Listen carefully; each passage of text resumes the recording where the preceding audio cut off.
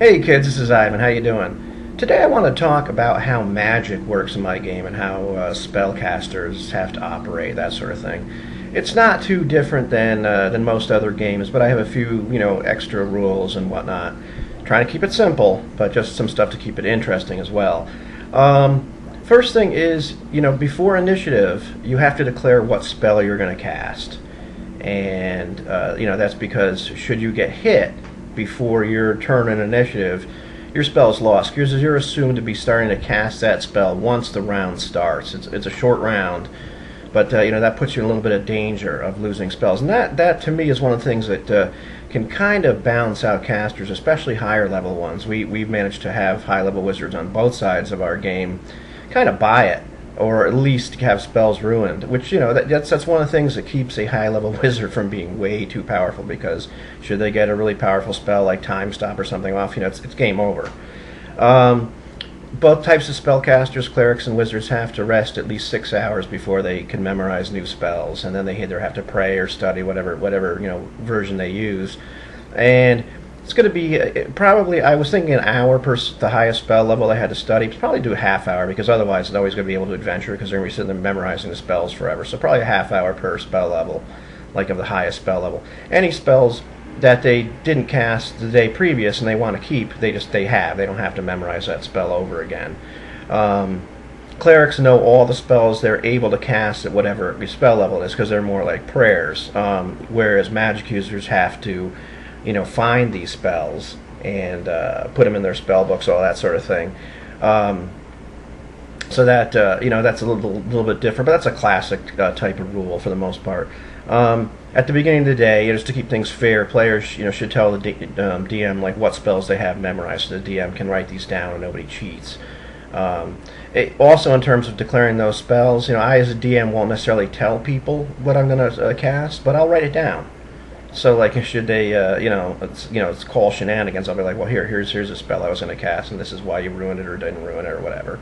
So I'll just use some scrap paper for that, because I want to keep things fair. Clerics, on the other hand, have an interesting thing. They can free cast. So if they decide they want to cast a different spell than they have memorized, they can do it. It comes with a flat 5% chance of failure per spell level they're trying to swap out.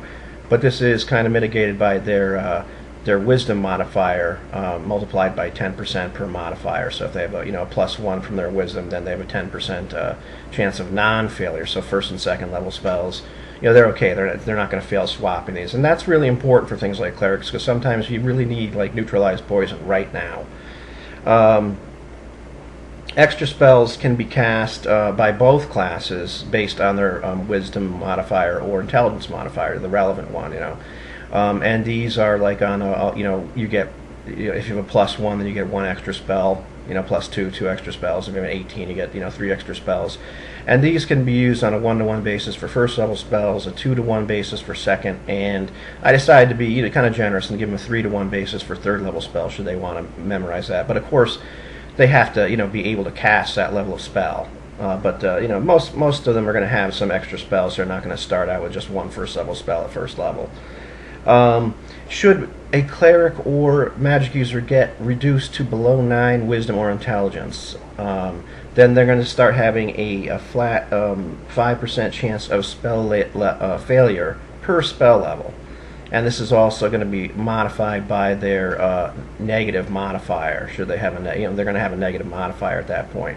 So if they're trying to cast, say, a second level spell, well, there's going to be a 5% chance of failure, per level, so that's a 10% chance, and then, it's going to be modified again by their wisdom modifier. So, if it's just -1, 10%, it's not that bad. If it's, the -2, then, well, now they're going to have a 20% chance of failure, etc. I might have missed a number up there, but you get the idea. And, generally, they get knocked down to these low levels if something bad should happen. They're temporarily have, like, a drain. A lot of times I use undead or something like that. Instead of having them drain a level, I'll have them, like, temporarily, like, reduce your wisdom or intelligence, or perhaps you've had some kind of poison problem, or whatever, something's happened to you. Let's see, what else? Oh yeah, I mentioned before in another segment that, like, the higher level you get as a caster, you start to be able to nerf other people's saves. So every 4 levels, you grant grants a -1 to the other person's save versus your spells. So you get more and more powerful in terms of being able to cast a spell that successfully goes off and does not get saved against. So I like that because it keeps higher level wizards and clerics. It gives them kind of like a hey, they have a bit of an extra bonus for being higher level. Besides just having a lot of spells at that point. I talked before, way before, about an idea of just for minor magics. And so any spells that a caster has memorized and they haven't cast yet, they can cast little teeny, almost inconsequential, like cantrip-like stuff based on that spell. And it's simply, based on whether they have, what spells they have by player creativity and some DM discretion. But you can do all kinds of nifty little things. If you have Fireball memorized, maybe you can like sprout flame from your finger a little bit and light stuff. And maybe if you hold it under something long enough, you can actually light something consequential on fire. So that's a kind of a fun way to make them, even more entertaining, if you want. I think that's almost Merlin-esque when you can do stuff that's a little comical, or maybe you can kind of impress the locals, that sort of thing. And I talked about that in my minor magic segment, so you can go look at that if you really want to get the full idea of that sort of thing. Magic users can try to swap spells out if they're in a real big jam. It's not as easy as clerics. They have to have the spell in their spell book. They have to have cast it before. That sort of thing. And it comes with a flat 5% chance of spell failure per spell level. And they have to swap it out either on a 2-to-1 basis with the same level spells. So say they want to cast a magic missile and they've got like 2 other first level spells memorized. It's going to cost both of those other slots, or they can trade it out on a 1-to-1 basis with a higher level spell. The only caveat with that is the chance of failure is based on the higher level spell, not on the spell they're trying to cast. If they're trying to swap it out with a 3rd level spell, it's going to be a 15% chance of failure. And that's just flat. It's not modified by their intelligence or anything. And I talked about in the section on encumbrance about the extra chances of spell failure magic users have should they be carrying too much. And I'm not going to talk about all those again, but you can go back and look at that thing. And magic users don't want to carry a lot of stuff because it's going to mess with their spell casting eventually.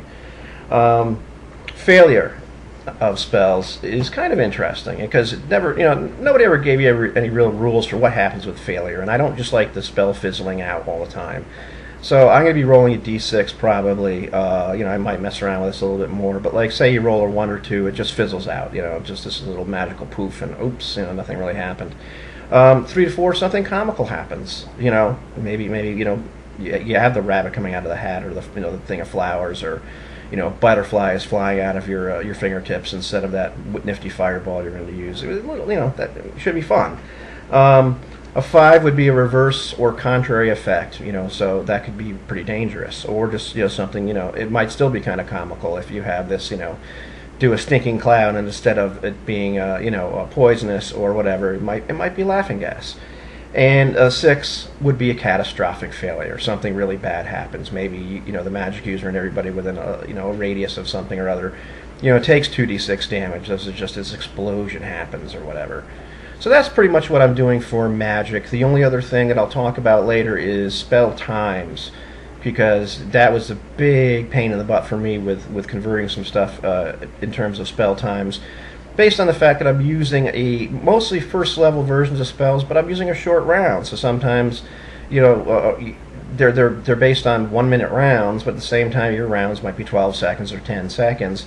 So you have to kind of adjust the spell, spell by spell. Do I want this to last longer as a utility type spell, or do I want it to have a short effect and make it mostly a combat type spell? So I'll talk about that in a different installment, so this one doesn't get too long.